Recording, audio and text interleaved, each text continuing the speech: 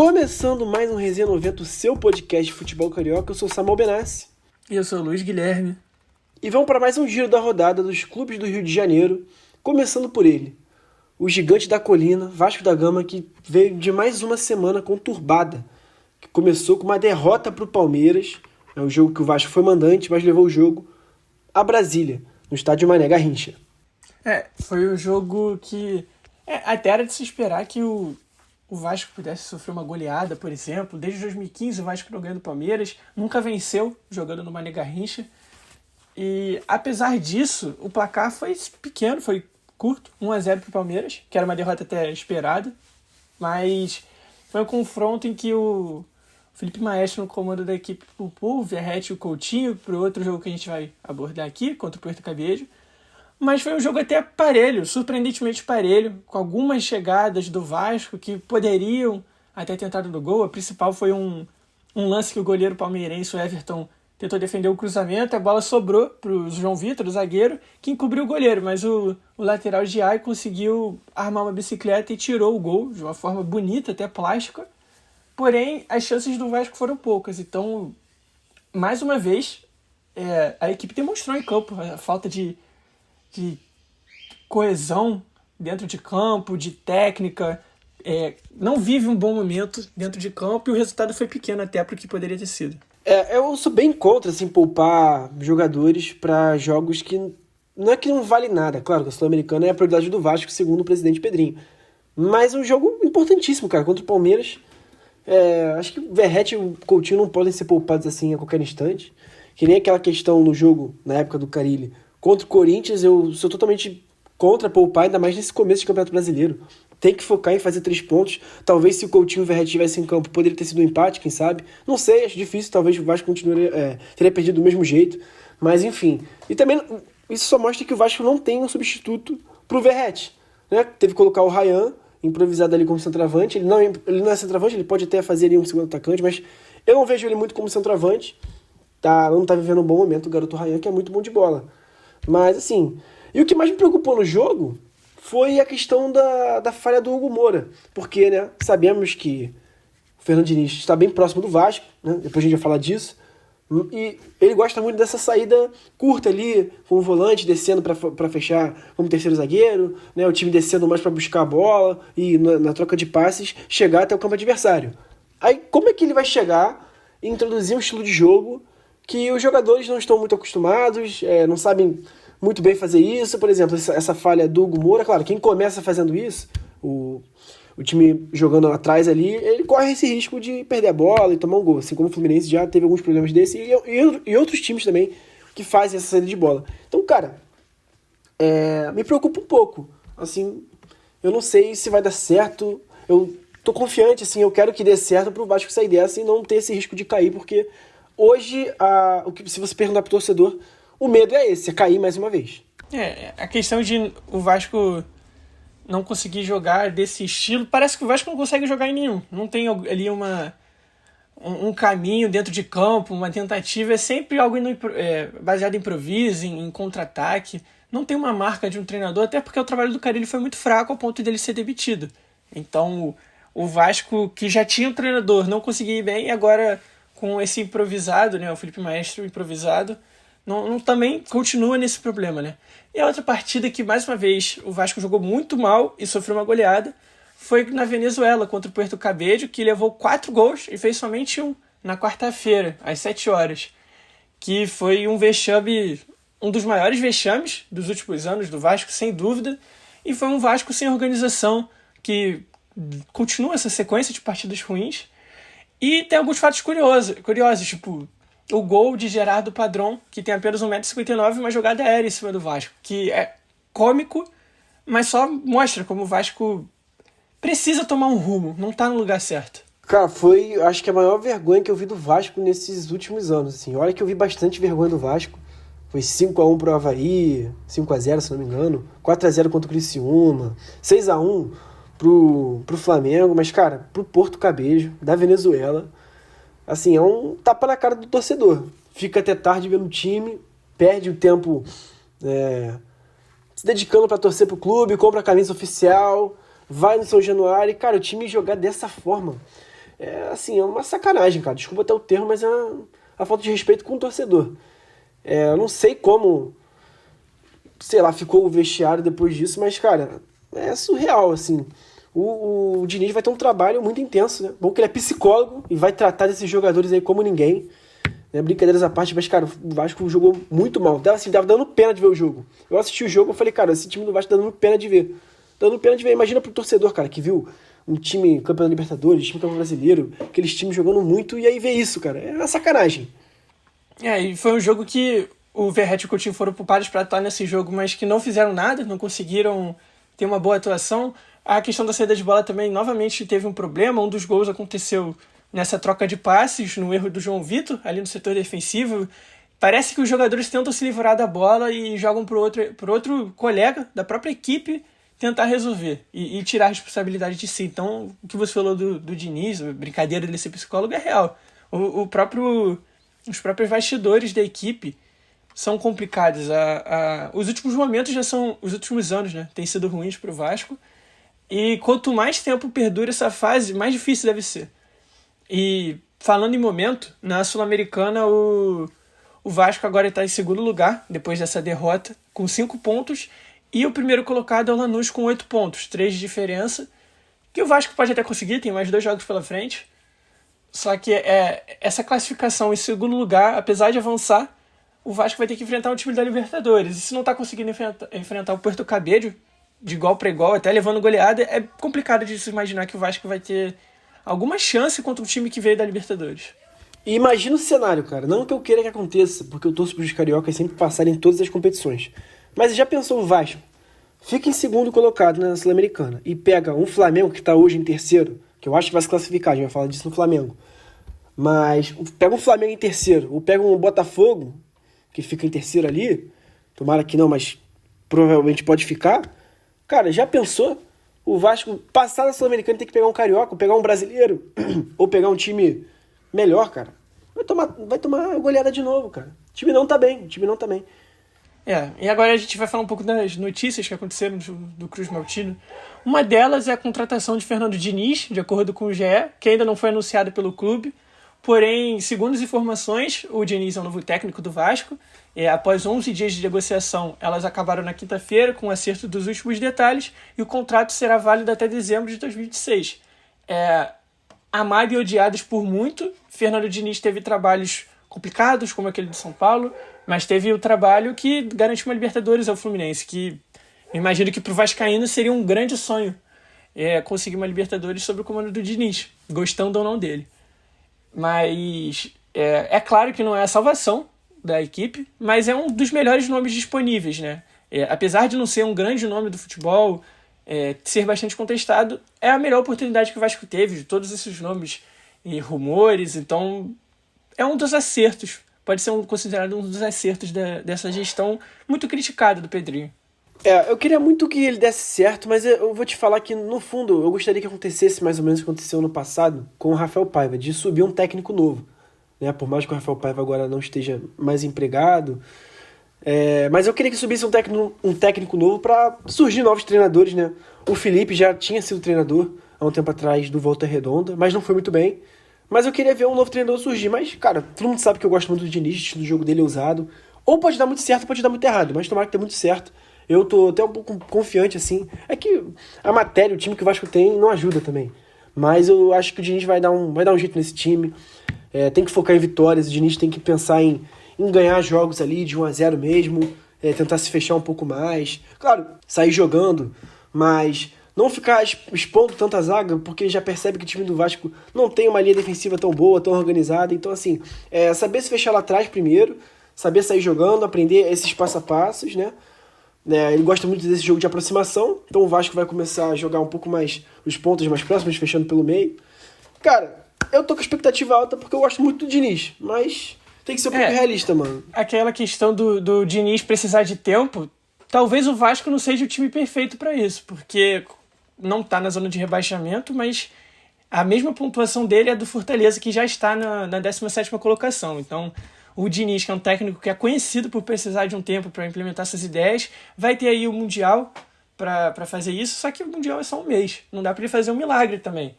Então, essa contratação antes desse período de pausa é um ótimo time, porém não dá para esperar também que de um dia para o outro a equipe, por exemplo, desses jogos restantes, já consiga mostrar um bom futebol, já consiga jogar aquele futebol bonito, né? O próprio dinizismo.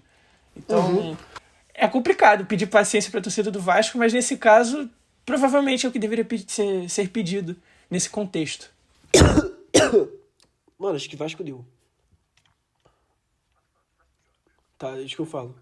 Tá grande pra Calica. Mas tá bom. Vai, próximo jogo do Vasco. Posso puxar? Deixa eu anotar aqui o tempo. Gostei.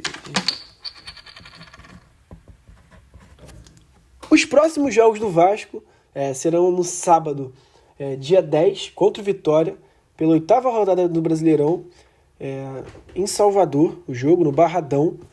Então, assim, já é um jogo pedreira, né? O Vitória não tá bem, mas é um jogo difícil pro Vasco. Ainda mais jogando esse futebol que a gente tá vendo. E terça tem o jogo do Lanús, o Vasco contra o Lanús, né? Terça, dia 13 desse mês, pela 5ª rodada Sul-Americana, a penúltima rodada na Argentina. Então, assim, o Lanús que já deu um sufoco no Vasco aqui em São Januário, deve dar mais sufoco lá. Então, vascaínos, preparem seu coração que virão altas emoções nessa próxima semana que o Vasco vai jogar.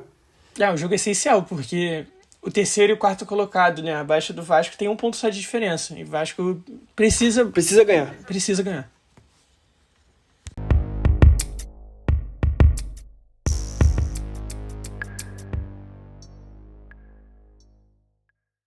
Vamos agora falar do Flamengo, que teve uma semana complicada, não ganhou nenhum dos jogos. O primeiro dos jogos foi contra o Cruzeiro no domingo, dia 4, às 6h30, e que o Flamengo perdeu de 2-1 para o Clube de Minas. Foi um jogo parelho, até o próprio Arrascaeta, que vive uma grande fase artilheira, fez o gol do Flamengo ali para empatar. Porém, foi uma partida que terminou com gosto amargo, né? Porque o Gabigol, seu primeiro reencontro com o ex-clube, onde é um ídolo incontestável, apesar de não ser tão amado hoje em dia, bateu um pênalti já próximo do fim do jogo, que foi defendido por Rossi, mas no rebote fez o gol e concretizou a vitória cruzeirense em cima do Flamengo. O jogo foi um primeiro tempo muito bom. O Cruzeiro jogou muito bem essa partida.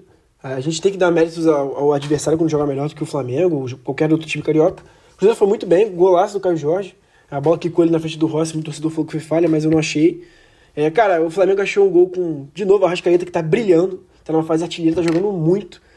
Acho que esse é o grande prime, talvez, do Arrascaeta. Claro, teve várias temporadas muito boas, mas, cara, essa ele tá jogando muito, foi decisivo nos 2 jogos dessa semana, né? E tem sido decisivo em todos. Cara, no final ali, o Léo Pereira acaba fazendo um pênalti bobo, e a torcida começa a pegar no pé dele como se ele fosse o pior zagueiro do mundo. Jogar no Flamengo é um 8,80 absurdo, né? Então, foi pênalti ali pro Flamengo, e o Gabigol, na hora de bater, acho que todo torcedor flamenguista ficou naquela sensação que ia tomar aquele gol, ia sofrer aquele gol. Quando o Rossi pegou, eu fiquei, achei inacreditável, mas quando ele pegou o rebote e fez o gol, eu falei, cara, ele é muito predestinado. Acho que bateu uma saudade ali para alguns torcedores, claro. O jeito que ele saiu, um pouco brigado com a diretoria, não cabe a nós julgarmos, porque a gente não sabe o que aconteceu direito. Mas ele vai ser sempre o ídolo do Flamengo, a torcida deve ter sofrido um pouco, mas faz parte do esporte, né, cara? Não tem o que fazer. E essa semana teve um jogo que foi mais que decisivo pro Flamengo, que foi contra o Central Córdoba, na última quarta-feira, cara, pela Copa Libertadores. O Flamengo que começou abrindo o placar com outro gol, um belo gol do Arrascaeta, que jogou de novo muito bem, ele é craque. Mas, cara, o Flamengo acabou cedendo um empate e tá se complicando a Libertadores, cara. Tá em 4º colocado, com 5 pontos, e o próximo jogo contra o LDU de Quito no Maracanã é um jogo importantíssimo que o Flamengo não pode pensar em outro resultado além da vitória. Essa terceira colocação do Flamengo não é interessante, sem dúvidas. Vai ter o jogo difícil agora, que a gente vai falar um pouco sobre contra a LDU. E foi mais uma partida em que o Flamengo pareceu não mostrar o que pode. Depois que abriu o placar, jogou recuado, buscando os contra-ataques velozes, mas não criando. Em algumas partidas o Flamengo fica ali povoando o ataque o tempo todo, finalizando, apesar de não fazer muitos gols, não conseguir converter as finalizações. Porém, nesse jogo, assim como o jogo contra um Internacional, por exemplo, e um pouco contra esse do Cruzeiro, com um time um pouco mais recuado, sem poder determinar como vai ser o jogo, dominar o campo, jogando principalmente no campo de ataque, o Flamengo parece desconfortável. Então, errou muito nas saídas de bola, o elenco do Flamengo considerado o melhor, né, ou um dos melhores do Brasil, teve erros técnicos que não deveriam acontecer, ainda mais numa partida importante como essa. Então, foi um jogo a se esquecer, apesar do empate, que no final das contas foi bem ruim pro Flamengo, que precisa pontuar agora para passar na Libertadores, porque atualmente, na classificação em que está, não vai conseguir. Eu acho que o Flamengo classifica, cara. Por mais que esse jogo seja muito importante pro Flamengo, eu acho que se classifica sim, cara. O Flamengo se classifica. Não sei quanto vai ser a partida contra a LDU. Se perder, acho que já era, né? Já fica numa situação muito desconfortável, porque o Central Córdoba enfrenta o Tátira, que não tem nenhum ponto. Perdeu os 4 jogos que jogou. Não vai ser agora contra o Córdoba e contra o Flamengo que ele vai acabar ganhando. Eu acho que não vai acontecer. Mas, cara, acho que o Flamengo classifica sim. Vai ser sofrido, mas acho que vai dar pro Flamengo. Tudo depende cara. da próxima partida, que a gente, enfim, vai falar um pouquinho mais sobre. Exato. Mas antes de falar um pouco das próximas partidas do Mengão, vamos ter aqui um giro pela semana que, cara, no desembarque, nessa quinta-feira cedo, nessa última quinta-feira cedo, perdão, o Flamengo, né, desembarcou no Rio, 5 da manhã, e, cara, no desembarque, o goleiro Rossi sofreu uma tentativa de assalto na linha amarela. O carro foi alvo de 4 tiros, porém ninguém ficou ferido. O carro do goleiro era blindado. Cara, que susto deve ter passado o goleiro Rossi. Claro, isso a gente sofre, o carioca sabe muito bem da violência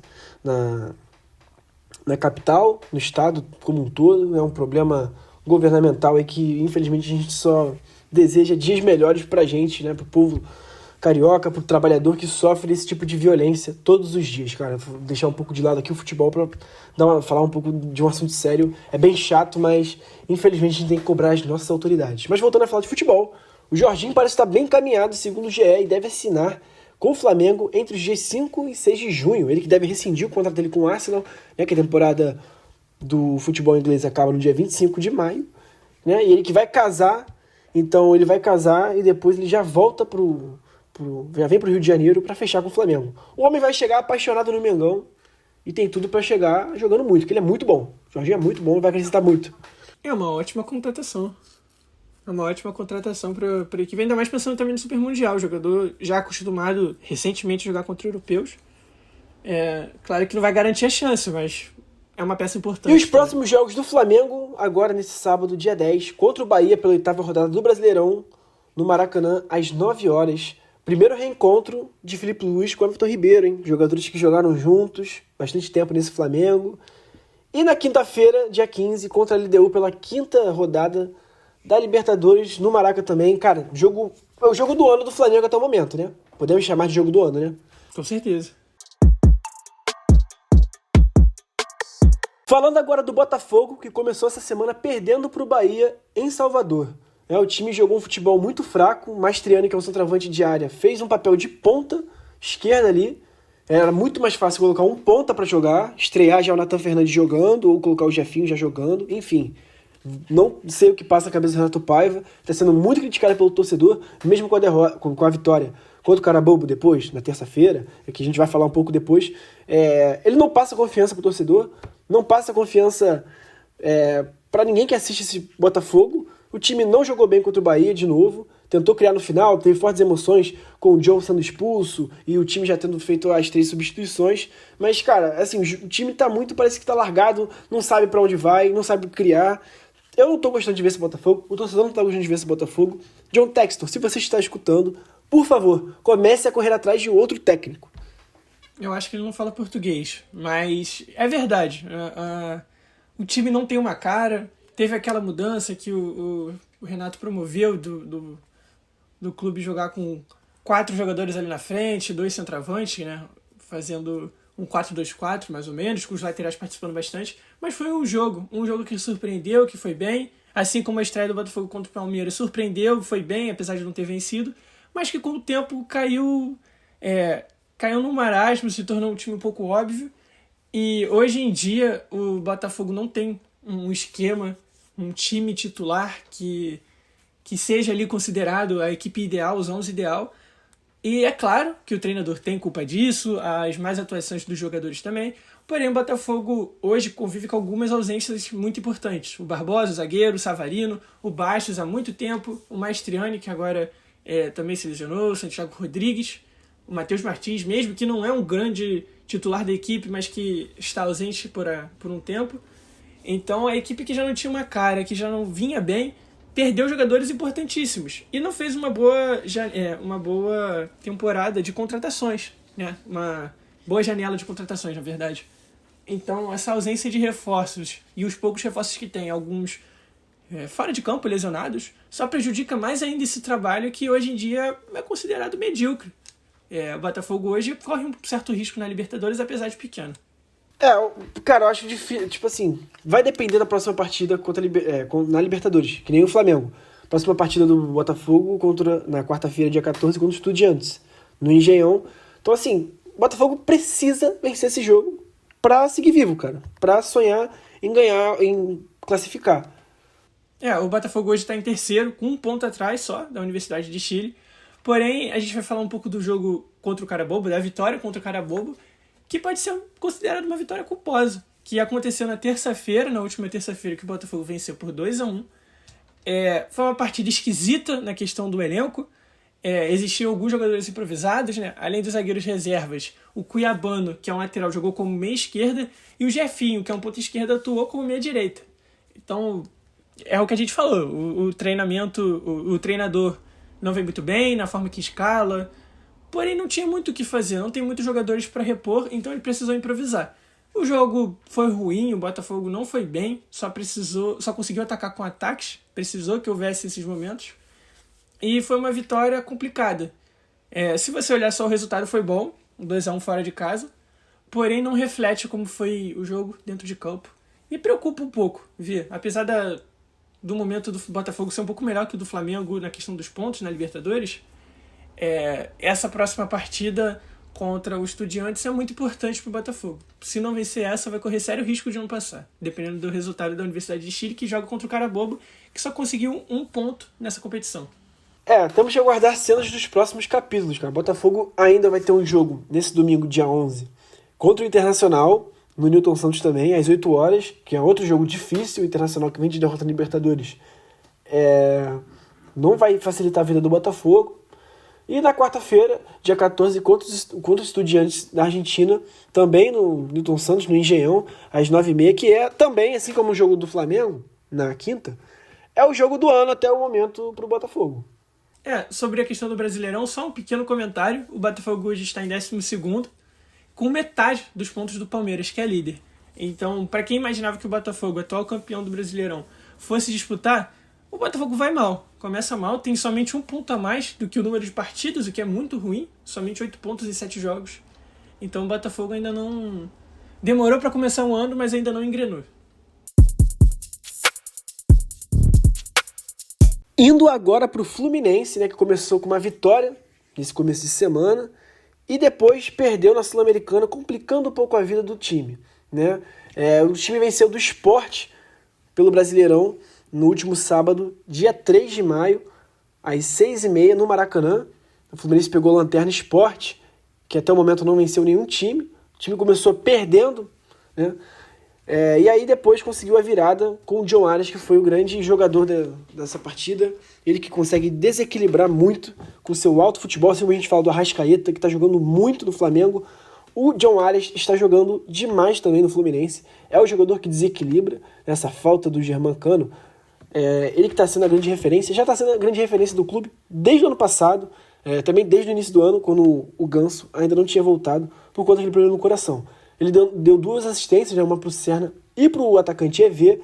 E assim, o Serna, esse jogador que é um pouco limitado, ele está numa crescente dentro do clube. Vem sendo titular, está jogando bem, faz boas partidas. Claro que ele é um jogador, como eu disse, limitado. Não é aquele cara como o John Arias ou como um dos melhores pontos, assim, que consegue grandes performances, grandes finalizações. Mas ele é um cara que se doa dentro do campo.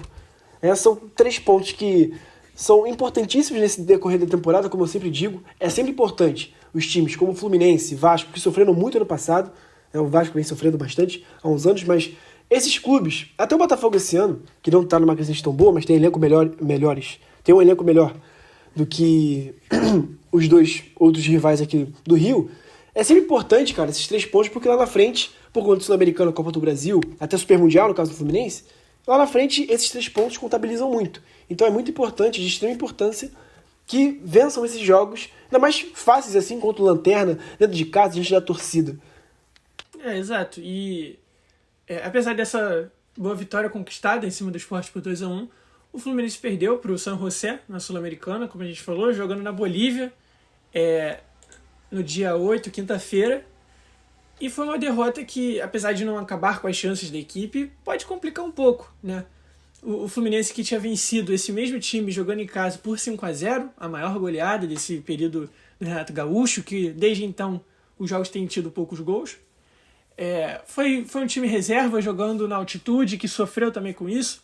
Não teve grandes destaques, uma boa atuação do Bernal, que inclusive o volante uruguaio de 21 anos atrai a atenção de times europeus. É uma das peças que o Fluminense tem que aproveitar e pode até ganhar bastante dinheiro na transferência dele. Porém, essa derrota complicou um pouco o Fluminense, esse jogo que nem o Renato Gaúcho estava, que enfim, teve algumas complicações com questão de altitude, não poderia ir, deixou o Fluminense com 2 pontos de diferença do Once Caldas, o atual líder, que tem 9 pontos na tabela. Aquela complicação, aquela situação do Vasco de estar em segundo lugar e poder enfrentar uma equipe da Libertadores, que com certeza foge do cenário ideal, ainda mais no grupo do Fluminense, que não tem grandes equipes. O Fluminense tecnicamente é superior a elas. O que é mais importante agora pro Fluminense é focar nas 2 partidas que o time tem ainda na Sul-Americana, que as 2 são em casa, né? A primeira contra a União Espanhola, já essa semana, né? Na quinta-feira, no Maracanã, e depois contra o Once Caldas, no dia 29 desse mês ainda. Então, assim, claro que terão partidas ainda pela Copa do Brasil, Brasileirão, mas é importante o Fluminense vencer. Eu acho que vence as 2 dentro de casa. Com certeza não vai ser só os jogadores reservas. Deve colocar ali, mesclar um pouco o John Arias, o Ganso, para jogar, já que a questão da altitude já passou. Então é importante o clube vencer esses 2 jogos e levar a sério, né, a Sul-Americana, que eu acho que o Fluminense tem mais chance de vencer do que o próprio Vasco, por exemplo, que falou que priorizaria a Sul-Americana e tá numa situação tenebrosa. Mas enfim, estamos falando de Fluminense. Mas eu acho que o clube se classifica assim, se dificultou porque deu margem ali para uma derrota, deixou o Once Caldas passar, né? Então, assim, esse é o problema. Mas, cara, eu acho que o Fluminense vence os 2 próximos jogos, precisa vencer principalmente o Once Caldas, né? Mas vamos ver, vamos aguardar. E nas notícias da semana do Fluminense, essa semana o Fluminense lançou sua segunda camisa branca, que ficou, na minha opinião, muito bonita, gostei bastante. Mas eu só não gostei muito da questão da numeração, né? A numeração ficou um pouco avermelhada, eu não curti muito, mas a camisa em si ficou muito bonita. A própria escolha da fonte da camisa ficou esquisita, não se assemelha com a camisa, né? Com a estética dela, que ficou realmente muito bonita. E, enfim, acaba destoando um pouco, mas é só comprar a camisa sem o número que você não vai ter esse problema. Indo para os próximos jogos do Fluminense dessa semana, no domingo, dia 11, o clube vai até Minas Gerais enfrentar o Atlético Mineiro às 5h30, pelo horário de Brasília. O Atlético Mineiro que também não vem muito bem, é um jogo que vai ser bem parelho, acho que o Fluminense pode conseguir esses 3 pontos. E na quarta-feira, dia 14, às 7h da noite, o Fluminense enfrenta a União Espanhola em casa pela 5ª rodada da Sul-Americana, jogo que o Fluminense é favorito e tem que levar a sério para voltar a ser líder da Sula. Esse foi o Resenha 90 dessa semana. Agradecer a todos que estão nos ouvindo e compartilhando com seus amigos, nos seguindo no Instagram, ouvindo no YouTube ou no Spotify. Tamo junto, galera. Até a próxima e tchau, tchau. Tchau, tchau.